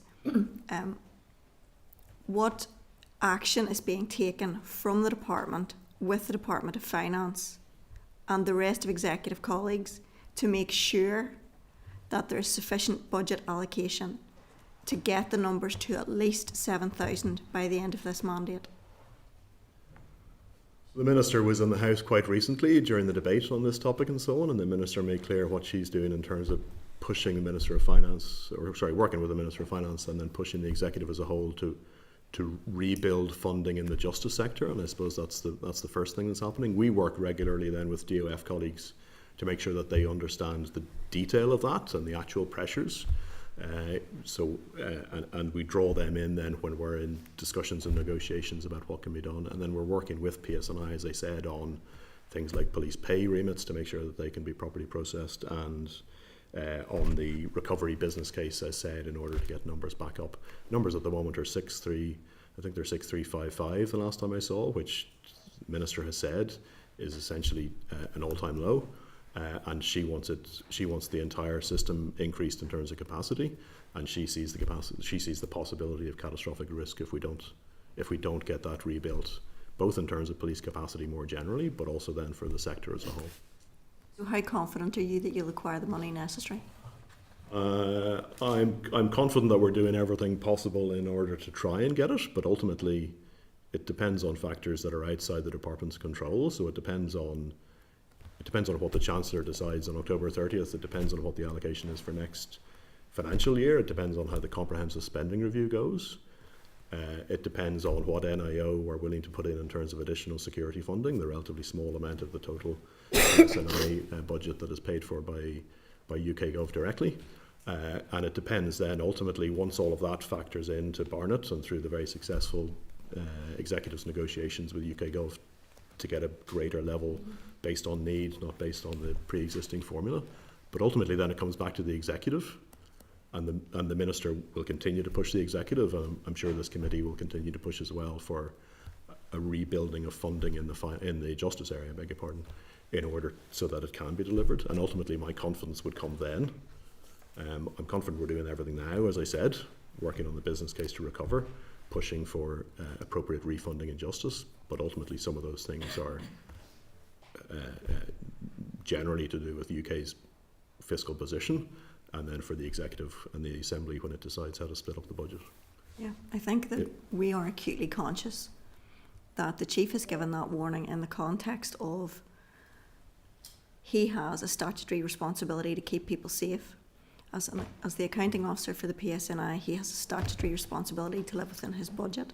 Yeah. And moreover, in circumstances where the Northern Ireland budget is overspent, that could have considerable implications for future spending in Northern Ireland with regard to having to repay Treasury. So all of that kind of is in our minds as we seek to ensure that ultimately people can be kept safe, and the warnings from the Chief Constable are extremely alarming. But thank you for that, Hugh. We'll move on now to cover some issues around finances. So, Stuart, you had some issues around finances? Yep. You've touched on the sort of big picture in terms of finances, but we all know that in year there are monitoring rounds, and how fit is the department then to deploy perhaps additional funds which fall out of those monitoring rounds to the department? What plans do you have to spend them, and where are the blockages where simply the money comes but you cannot actually physically spend it? I suppose we're a bit different to some other departments in relation to that. So we've got very little by way of kind of programmatic spend in the way, for example, economy would roll money out to invest in and so on. We know exactly where our pressures are. We know where our pressures were in terms of the answer to Mr. Beattie. We know where the pressures were at the start of the year. We know where our pressures are at the moment. We have made an awful lot of decisions to reduce spend. PSNI colleagues have made a lot of decisions to reduce spend in year in order to do our duty and live within the budget that is set by the Assembly for us. So we, in a sense, we know the Minister would have to decide if an allocation comes to the department where the money would go, but we know exactly where the pressures are. For example, it's to make police pay award affordable. For example, it's in legal services. Chair, you mentioned the professions and so on. It's in legal services getting money out the door in relation to legal aid. There's a little bit of uncertainty about legacy inquests is probably the only area. And if there was any, if circumstances were really benign and it was really positive October monitoring, we have a long list of other things that we would relieve some of the pressure on. So, for example, prisons are operating with nearly 2,000 prisoners, up a third essentially in 3 years, etc. So we might put some there. We might put some into transformation, etc. But broadly speaking, we know exactly where it is, and it's in those areas that we've reported as our pressures to DOF. So does that? I don't know if that answered. That's helpful. It's just to understand that when monitoring rounds produce additional funds, you do see other departments, and I think you are different from other departments. Other departments perhaps can lift off the shelf a particular project that fits the amount of money that becomes available to them. For you, really, I think what you're saying is that it's more a matter of how you distribute that to those additional pressures that are already there. Yeah, I mean, I said if there was any kind of benign environment and positive outcome, but I suspect that's not going to happen for the executive as a whole in terms of like loads of extra money available, which people could then spend on new transformative activities. At the moment, we can't currently meet all the bills that we have, so we are trying to reduce spend where we can. So there's nothing kind of extra and new that we would be spending money on. They're the identified and existing pressures as just discussed and with the committee whenever we come to the committee. Does anybody else have Deborah, anything to add to that? No, I think that's absolutely it. I mean, we know that the police pressures are real pressures, and they're linked to their pay. There's 6 million, which is linked to legal aid, which is the maximum they could get out before the end of the year. But against their pressures, really, we would have needed about 15 million, but we can't get that out. So we've only put the 6 million in. There's about another 2 million of legal aid associated legacy costs, which are absolutely real bills at the moment. Another couple of million still on legal aid, and there's another couple of million just on general legacy. So there's only a little small amount of that that's actually a level of uncertainty around it, maybe 2 million at most. The rest of it absolutely can and would be spent. Does anybody have anything else around finances? I've got a question around this. Hugh, I'm conscious that in your projections for the next financial year, yes, which I appreciate you're having to do in something of a vacuum at this stage, I mean, there are massive pressures within that around the PSNI. And if the PSNI numbers increase, that then has significant import for your budget and what else you've got to spare. So in terms of your priorities within the PFG, what can realistically be progressed if the budget lines are not allocated as you envisage, and how will you reprioritise? It's a little bit hard for me to answer that, Chair, just because I suppose on the first point it's still just a draft programme for government, and ultimately, as I mentioned earlier, these are the executive's priorities that are appearing in here, not specifically the departments. Clearly the Minister has had input and so on. Broadly speaking, out of the ones that kind of appear on the first couple of pages in terms of safer communities, we've just discussed, for example, police numbers and funding that, etc. Speeding up justice programme, we are doing a lot there to do things like committal reform and remit of magistrates' courts and out-of-court disposal. There's a lot in there which is intended to make justice faster, but again, without funding, and digital reform is in there as well, but without funding, there's only so much progress that can be made on that. Similarly, things like the strategic framework for youth justice and the tackling paramilitarism programme, we have some certainty with those, so we have bid in for the tackling paramilitarism EPOC programme for next year. We're hoping that UK Gov will come up with match funding as it has every year in the past and so on. And the executive itself has decided it wants to extend that programme for a couple of years, so I think it's reasonable to expect there would be some money coming for the executive. But again, much as the executive is saying these are its priorities, albeit in draft, delivering any of this is inevitably, and maybe not delivering any of it, but the scale to which this can be delivered across the piece as a whole, across the whole executive, is inevitably dependent on funding, as just discussed. And then I suppose the subsidiary question of how the funding is divided to particular priorities, albeit the intention is that budget will be aligned and at least would be informed in terms of how it's designed by the priorities that are finally settled on. Will those priorities be a combination of executive priorities and departmental priorities? There's a fair proportion in safer communities and things like domestic and sexual abuse, where these are departmental priorities as well. The Minister has been promoting them, and the Minister's been working on the department and is pushing them for years. So I suspect ultimately there will be a balance. But the PFG, you remember PFG, the Chair, the PFG has its kind of legal function of this is what the executive has agreed is its function, and it wants to see these things progress, and then ministers have their own scope of action without referring matters to the executive as well. So it's probably worth bearing that in mind in terms of setting priorities. Understood, thank you. Justin, do you want to come in on this, and then also you can take forward your question on the Public Service Transformation Board, and after that I'll bring Doug back in on that subject. Yes, Chair. Well, it's finance related, and that is, what are the implications? Sorry, hi Hugh, Deborah, David, and what are the implications of the interim Public Sector Transformation Board not progressing the transformation bid for reducing harm from domestic and sexual abuse and violence against women and girls for the delivery of the PFG priority of ending violence against women and girls? Really helpful, Mr. McNulty. Thank you very much. I suppose just as a little precursor to that, so we've got 3 of our bids. We put in 5 bids across the department. One was in connection with the Tackling Paramilitarism programme, so technically cross-executive rather than departmental. We've got 3 of them through. We're at the stage where the board has kind of provisionally said, yes, we like those 3. They're going forward for the time being. We need you to do some further work on them, and ultimately then in each one of them, on the assumption that funding then is allocated out of the fund, which will be for the board to decide in the first instance, and then it'll recommend to the finance minister, and then the finance minister will bring it to the executive, because ultimately it is the executive's money. It's not the board's money in that sense, so that's where that ultimately will be decided. If there's no funding from that process to any of these individual interventions that are in the bids, then again we wouldn't necessarily drop them, but we would again put them in, for example, to our pressures if the minister decided she still wanted to go ahead with them inside justice. And again, we would, again in the answer to Mr. Beattie's question earlier, we would bring that back to DOF for next year and say, whatever, this one didn't get through, it's got a price tag of 10, but we still think it's worth doing. And the minister would push at the executive level in order to get the funding for it in the general allocation back to justice. Forgive me, Mr. McNulty, you asked about a particular bid. Which one was it? The ending violence.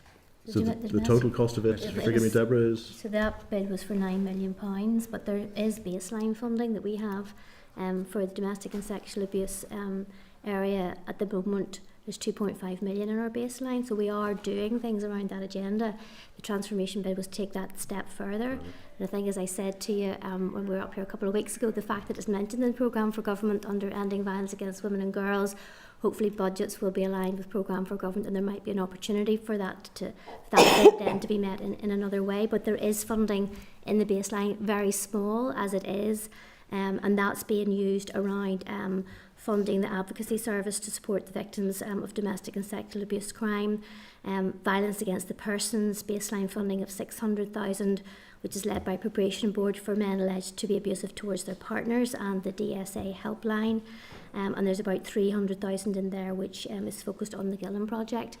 But moving forward, and you will have seen some of the pressures that we are also reporting moving forward in the 3-year exercise, that we expect costs around our initial assessment is around the domestic abuse protection notice and orders, that will probably cost around maybe about 12 million for a full year, maybe rising to about 17 million by the 3rd year. So there are quite large costs associated with that as well. And again, you know, those bids will have to be and have been put forward as part of that 3-year exercise. But that doesn't cover the 9 million of the transformation bids, and we have resubmitted those transformation bids as part of that 3-year exercise because we're not clear whether those will be met or not. So those are all in there in our return to DOF. I think you were provided with that information earlier in the week. Thank you. Justin? Thank you. Yeah, well, listen, it's not very reassuring that, you know, we're in problem with government that hopefully funding will be allocated above baseline, but I understand that's where things stand. I just want to flip back slightly in terms of policing and also one of the priorities of the draft program of government, which is safer communities. A central role of government is to protect its citizens by keeping communities safe. How concerned are you, and to what extent are you concerned about what the police constable said in his letter to the Justice Committee about his worries in relation to the draft programme of government being a good start, but not feeling that it properly reflects the level of crisis facing the police. And we're now approaching the position of where we are unable to keep people safe. How concerned are you, and to what degree and to what extent are you changing tack in terms of the programme of government and the draft programme of government is evolution towards that? I suppose I'm hamstrung, so whether it is correct that any one priority or any one action or any one policy is properly or adequately represented in the PFG, that's an executive decision. I'm a civil servant who works to a particular department in the executive. It's not for me to decide which policies should be in the executive's general portfolio. In terms, though, of generally, I suppose the wider point, Mr. McNulty, about policing and rebuilding policing from the unsatisfactory level of 6,355 officers back up to something circa 700. The Minister wants to see proper funding for the entire justice system, and that includes policing. And as I've said earlier, we're working very hard with policing to come up with a business case to rebuild. It is their business case, but we're helping and cooperating with them in order to rebuild along the lines of what the Chief has said is the way to get the PSNI back up to a level where he thinks it would be more satisfactory. And I'm sure beyond the period of that rebuilding, there's something else to be considered. But forgive me, on the basic question of whether I think adequate attention has been given inside the draft PFG to a particular policy, I don't think I can answer that. That is ultimately an executive decision as to how it wants to do. Very happy to take it back, and in a minute we can bring it to the Minister, or it can be represented in any other way in the consultation back in. But ultimately it's the executive which is setting these as the priorities. I think some of it was covered off in answer to my question anyway. Doug, are you sure you don't want to pursue anything? I don't want on that, but just as we've moved on a little bit, if I can, Hugh, I mean, I guess you can understand the Chief Constable's frustrations at this moment in time with the lack of the police and what he's trying to do. Do you regret the letter you sent to the Chief Constable in regards to the budget and the manner it was sent, as in it went quite wide? I mean, I understand the reasons, but do you regret the way you went about it? Well, I don't regret it, I suppose, is the straight answer to that, Mr. Beattie. But broadly speaking, in answer to the first bit of the question, I absolutely agree. Policing, like every other part of the justice system, has been underfunded. I admire and think the Chief is doing a great job in terms of pushing for greater funding. But I and the Minister have to think about the system as a whole, and the Executive has to think about its system as a whole. In relation to the specifics about the letter and so on, as well as PermSec in the department, as well as trying to make sure that we run a tight ship in the department, etc., I'm an accounting officer. I'm personally obliged and accountable to this Assembly for the performance of the duties that I accept when I become an accounting officer. And sometimes accounting officers have to write, principal accounting officers have to write to other accounting officers in relation to those duties. It's essentially business. I think the Minister said it was regrettable that the letter came into the public domain and so on, and I would agree with that entirely. But it is, I don't regret acting in order to fulfil my duty to this Assembly, to protect MPNI and to protect the role of this Assembly. Again, that's part of my duty in setting the way that the budget is set across all of Northern Ireland. Can I just say on top of that, though, the relationship between the department and PSNI is excellent. You've heard me say all the things we're working on them with. I speak to the Chief regularly. Personal relations between him and me and the Minister and so on. The whole thing is absolutely as you would expect it to be and hope it to be, with people collaborating to get solutions. The fact that I have duties in the accounting office don't get in the way of that at all. Do you accept that the distribution of that letter was possibly a bit wider than it should have been? Maybe if it was narrower, maybe if it went to the Chief Constable himself, in that instance. I know I can only say I'm doing my duty as a counting officer to this assembly. The chief's letter had gone to a certain distribution list, and I responded. Okay. I'm totally okay that we might have different views on it. I regard it as my duty to this assembly to act.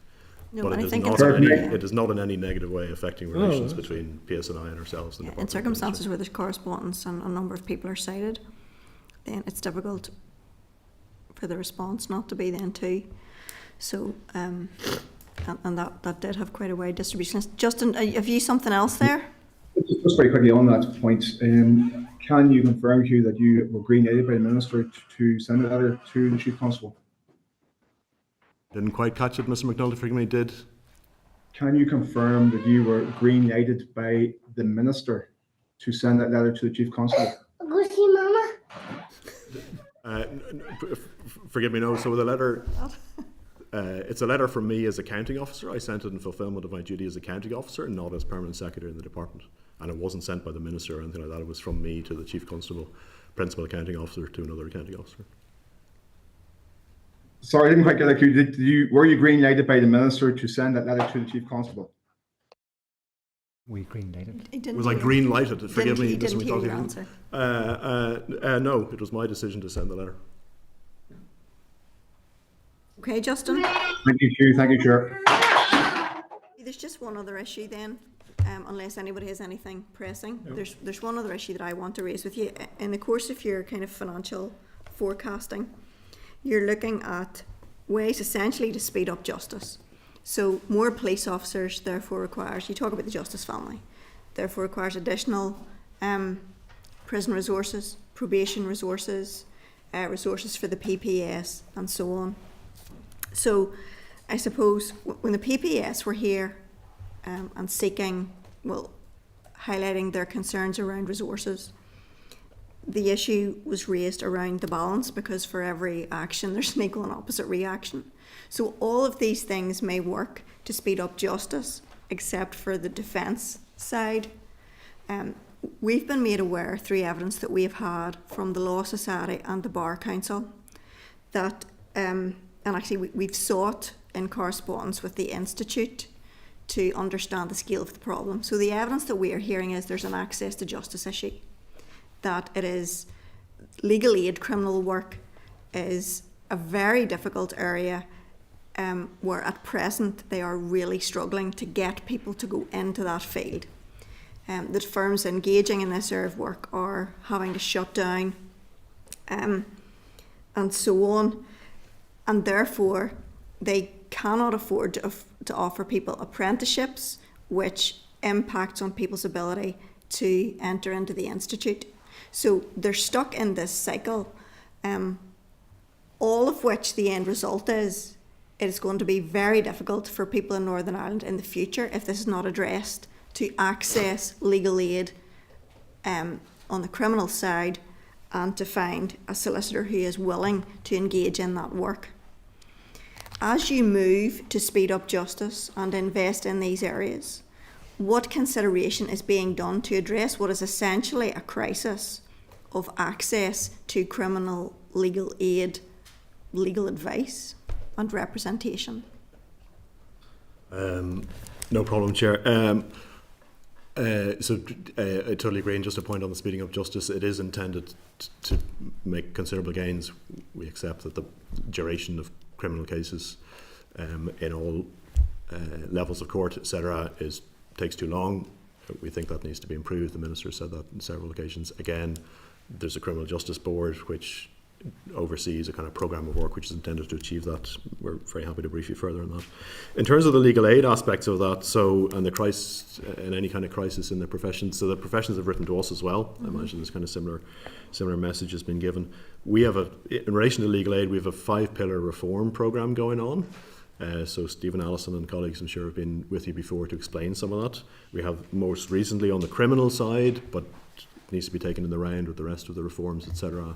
We have the report in now from Tom Burgess, and we're going through that in some detail for analysis and then to help the Minister take some decisions on what she wants to do in relation to it. Do you intend to publish that report? We do. So what we're doing at the moment is we're helping the Minister. We're doing our own analysis and so on and taking some steers from the Minister, and then we're going to come to her with a package of recommendations. And once that's all settled, the Minister intent is to publish the Burgess report as well as, for example, her action plan or whatever is going to be devised in terms of going forward from it. Totally accept that to some degree the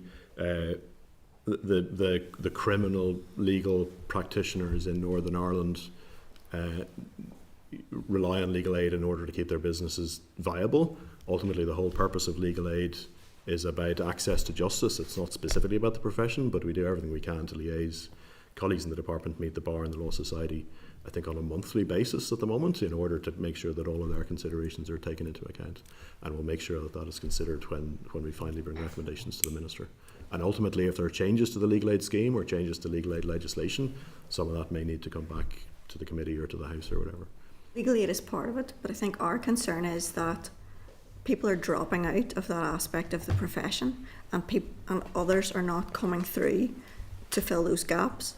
Firms are closing down, particularly in rural areas, although it's not just limited to, it's not just a rural problem, but that in the long run will have a massive impact on people's ability to access justice. So I think it's important for us, from what we're hearing, to put that on your radar, because if nobody is coming through to do this type of work, people in Northern Ireland are going to face a very serious problem in a number of years down the line. I accept the logic to it, Chair. Absolutely, we do what we can in relation to it with the committee, or with the profession, etc. My grasp, I think, most recently from talking to colleagues in the agency, is that nobody in Northern Ireland is more than a few miles or whatever. There's an average distance to an actual legal practitioner is not great, but I do accept that unless there's a kind of a critical mass of work coming through, which is financially viable for firms to take on and do, that people might drop out of that. It's probably worth saying legal aid and the structure of legal aid is probably not the entire answer to that. The professions themselves and the way they structure themselves, the way they train people, and bring them through, and the marketplace for firms. There's an awful lot of very small firms, for example, and then some very big firms. So there's probably some structural issues in there, totally outside the department's control. But insofar as legal aid has a part to play in that, we'll continue in our dialogue with the profession, and I'll absolutely take the point to make sure we consider it when we're putting recommendations to the Minister. Thank you. Does anybody have anything further? No? On that basis, could I thank you all very much for your time? You've been very helpful. And thank you for bearing with us as we ran slightly behind. Although I'm sure you're used to it at this stage. Having been a practitioner for some time and so on, waiting outside for things to happen is part of the system, Chair. So. Thank you very much indeed. If we can help with anything else, let us know. Thank you. Okay. Members, can I refer you to pages 173 and 174 of your meeting pack? The Committee for the Executive Office takes the lead role in coordinating responses for all the Assembly statutory committees to the consultation on the draft PFG, and the deadline for responses is the 18th of October. So, could I ask your agreement to note this item? Is there anything else you want to say about that, Caroline, about responding to that? There's just what members would like to include in the response that we'll send back. What would members like to include in that? Do you want us to include, by and large, the issues that we raised in the course of questioning? Yeah. Is that sufficient? Yeah. Does anybody have anything else they want to highlight in the course of it? No? So you're covered off then? All right. Members, could I also refer you to correspondence from the Chief Constable at pages 12 and 33 of the table pack, and can I seek your agreement to note that correspondence?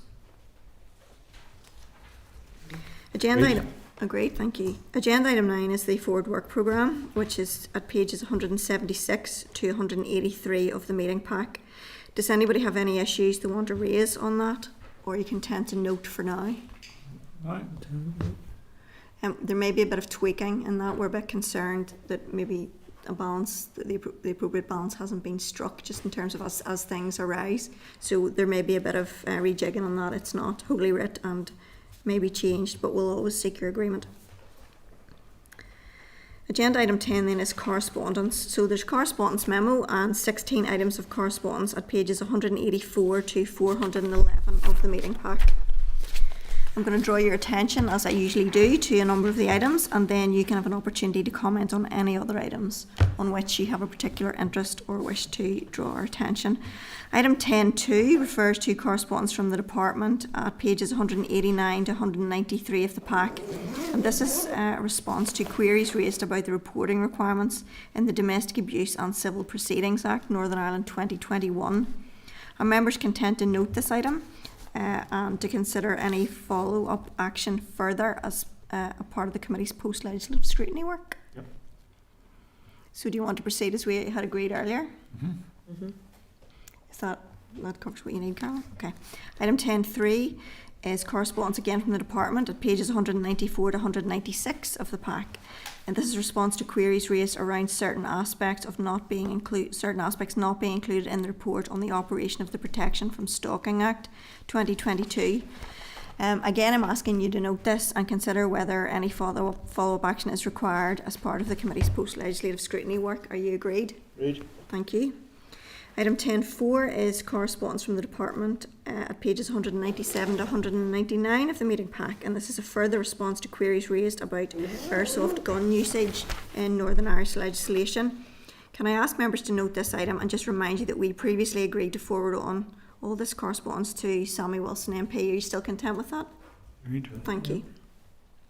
Item 10.13 is correspondence from the Bar of Northern Ireland at page 391 of the pack, and that's a request to appear before the committee to give oral evidence on the Justice Bill.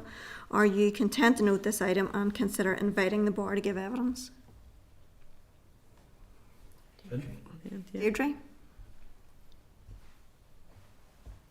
Yeah, sorry. Are they going to give evidence? Is that then part of our evidence sessions, or is this separate? Because I think we also need to get in the likes of the Law Society maybe separately, because there'll be different issues. So it's just really to see when that would be scheduled in, or the clerk has advised me, Deirdre, that yes, we can broaden that out.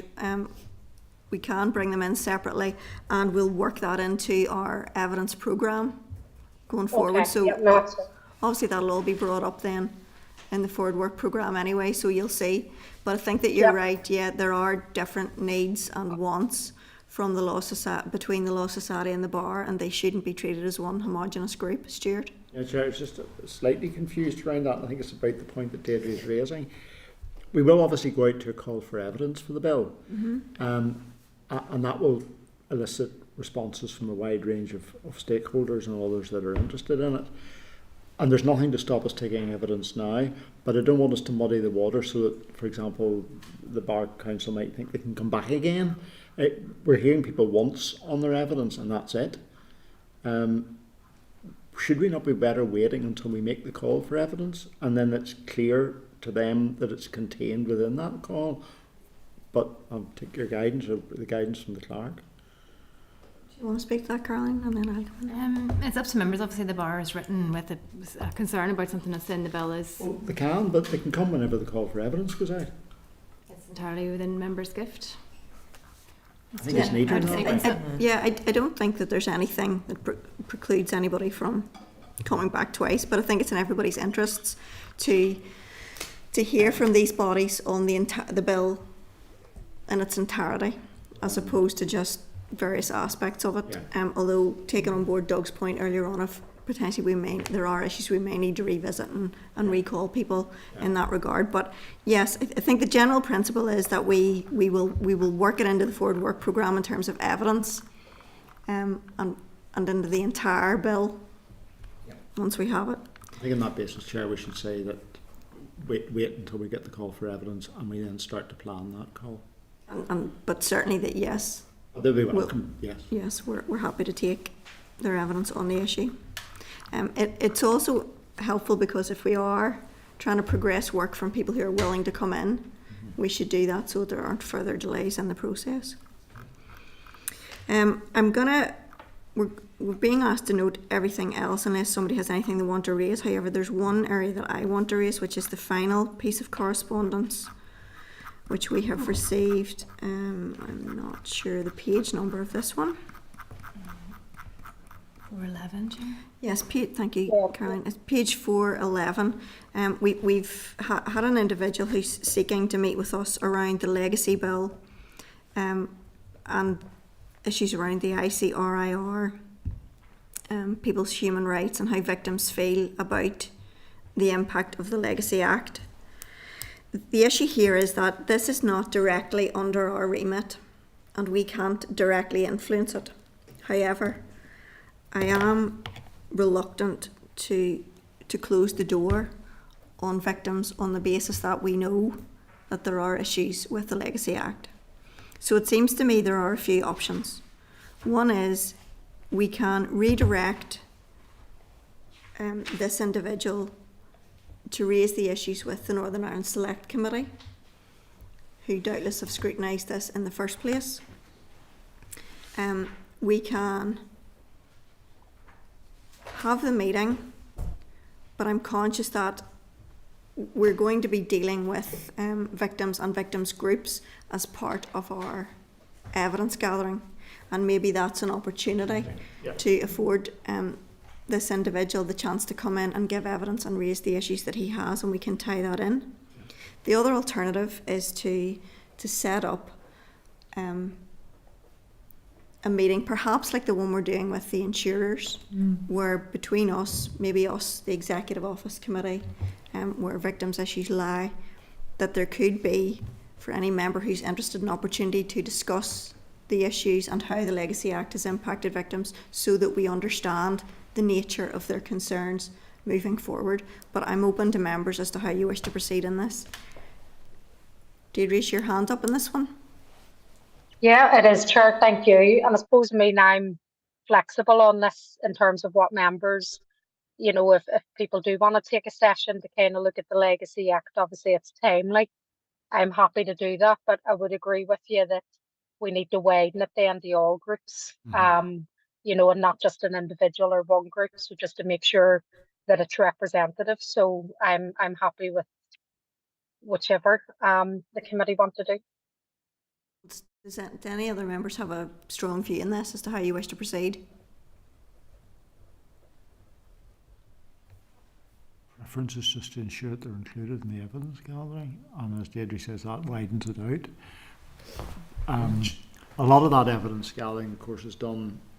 We'd be here way past next Easter, 2 years away, gathering all of that on the basis of people coming along to us, and a lot of it is gathered by written evidence. But I appreciate the sensitivities around all of this. Yeah, and there are, I think, distinct issues between the bill and the issues around the ICRIR, and I don't want to shut that down, because I think that we have an obligation not to ignore where there is a vast concern in society about this bill, and where politically everybody said this is not a good bill. So, I'm open to hear what members have to say. Doug?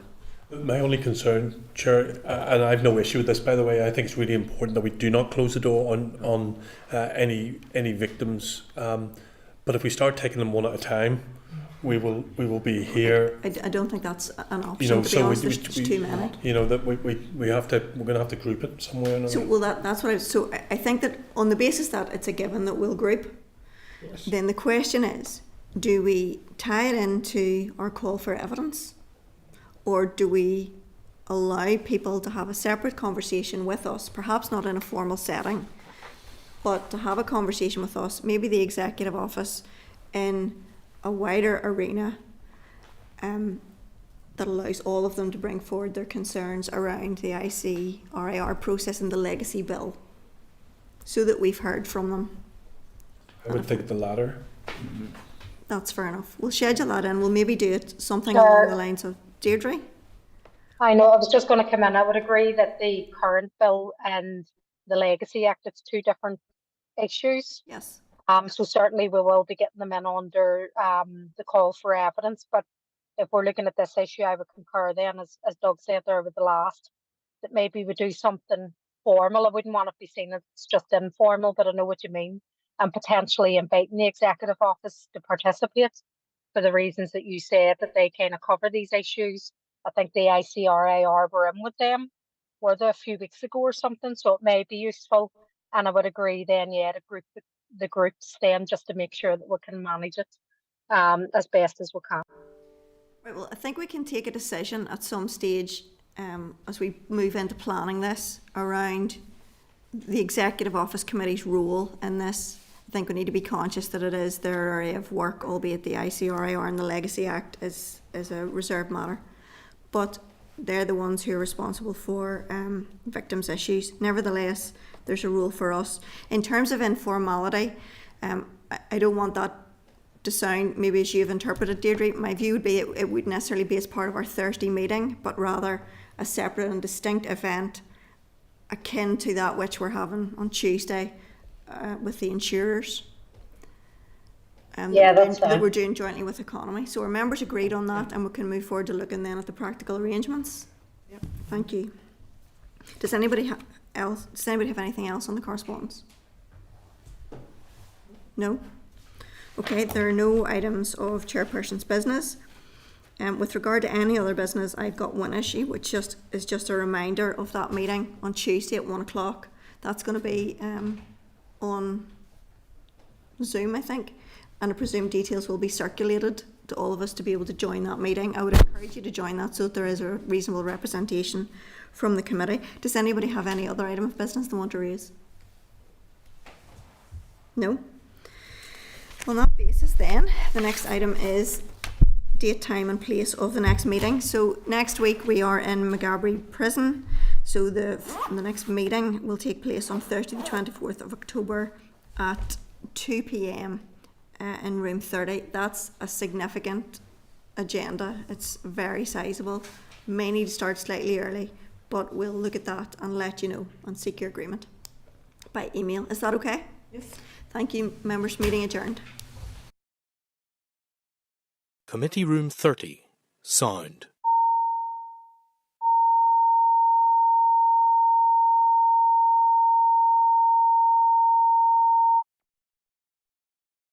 Committee Room 30.